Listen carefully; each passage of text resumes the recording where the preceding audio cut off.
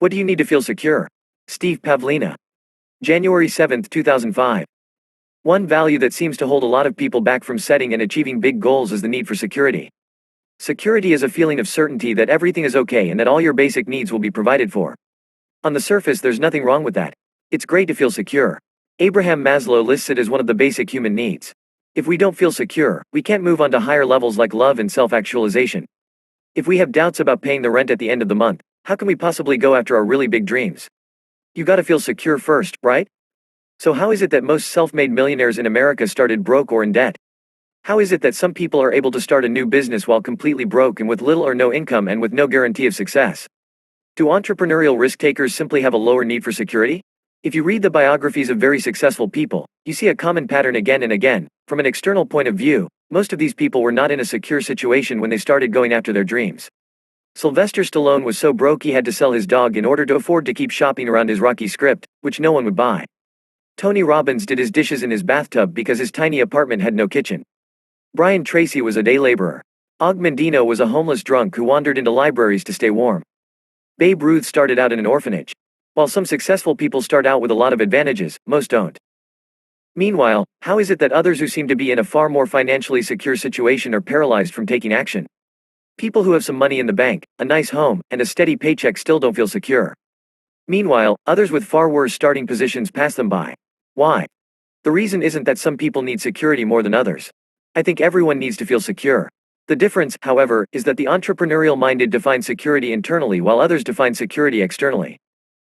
For example, those who can't seem to take action will typically define security as $X in the bank, a house that's fully paid for, a stable high-paying job with benefits, a solid relationship with the boss, a car that runs well, etc.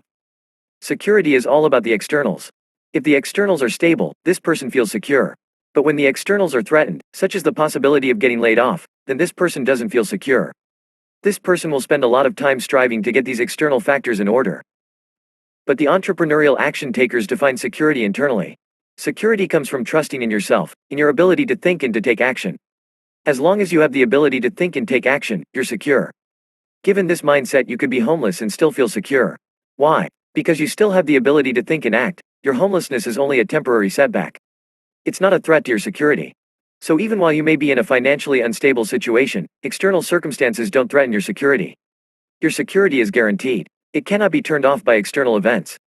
Now when it comes time to take action, you can see why one group will be paralyzed, while the other group will speed ahead. According to Maslow's hierarchy of human needs, security is a more basic need than self-actualization. This means that you won't be able to fully set and achieve big goals if you don't feel secure. Security has to come first. So given that most people don't start out with sufficient resources to satisfy the external definition of security, those that define their security this way won't be able to take action to go after their dreams until all the external factors are met. They'll be waiting and waiting until they have enough money to feel secure, and only after that happens will they be able to go after their dreams. Most of the time, this will never happen. The person will die before they satisfy all these external factors. On the other hand, if they do manage to acquire sufficient resources to pursue their dreams, and their security is again threatened, for example, they lose too much money, then it's time to put the dreams on hold and re-establish external security. This is a hugely ineffective way to pursue your dreams. In most cases, it just won't work at all. You'll spend your whole life pursuing security instead of self-actualizing. And sadly, this is what most people currently do. Now consider the entrepreneurial group who defines security internally. All you need to feel secure is to think and to take action. You don't need any specific set of external circumstances to feel secure. You're already secure because you believe in yourself. So you can move straight on to self-actualization, and you can stay there. You can continue to work on your dreams without pause. There's no need to stop and satisfy some external need for security. Having an external locus of control is paralyzing. If you define security externally, you'll always be victimized by factors outside your control. But an internal locus of control is empowering. If you define security internally, you'll always have that need met, no matter what happens outside your control. And thus, you'll always be able to take action on your dreams, no matter what happens. So how do you move from one group to the other? It's nothing more than a choice. Just as you may have chosen to define security externally, you can choose to do the opposite. You can choose to look externally for verification of who you are and what you're capable of. This is what most people do. Or you can look internally instead. Believing that you can handle anything that comes your way is a choice. You don't have to earn it. You don't have to acquire a quantity of external validation to somehow earn permission to work on your dreams. You don't need permission. You don't need the external world to say, okay, you've finally met the basic security requirements. You now have authorization to work on your dreams, as long as you maintain your current level of external security. Yes, it really is that simple, as stupid as it may seem. There's no physical law that says you have to meet some arbitrary external security requirements before you can go after your dreams. You can be starting broke and in debt with no stable income, and you can still spend the bulk of your time going after your dreams. People keep doing this over and over and succeeding. If you define security internally, and you're completely free to select this option, many obstacles that seem to hold you back will just melt away.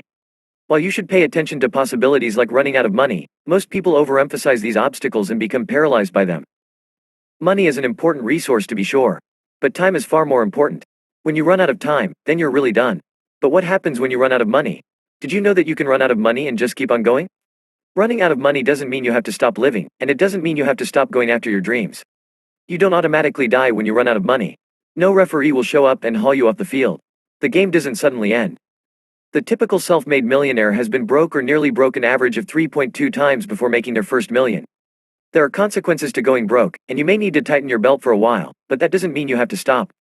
Running out of money is largely an imaginary obstacle. For those who define security externally, running out of money is a huge personal threat, something to be avoided at all costs.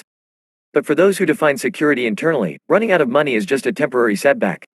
Donald Trump experienced this setback, as did Walt Disney, Abraham Lincoln, and many others who went after their dreams with tenacity. It doesn't matter where you're starting from. Whether you're an employee or an entrepreneur, whether you have a lot of cash or are broken in debt.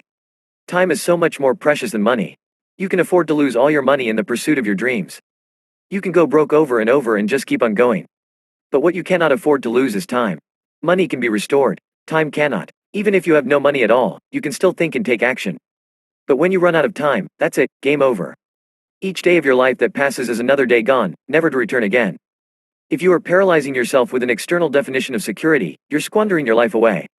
If you aren't spending your precious time working on your dreams, today, right now, then you're just counting the days until you die. That external security will never come. The external factors will never be just right.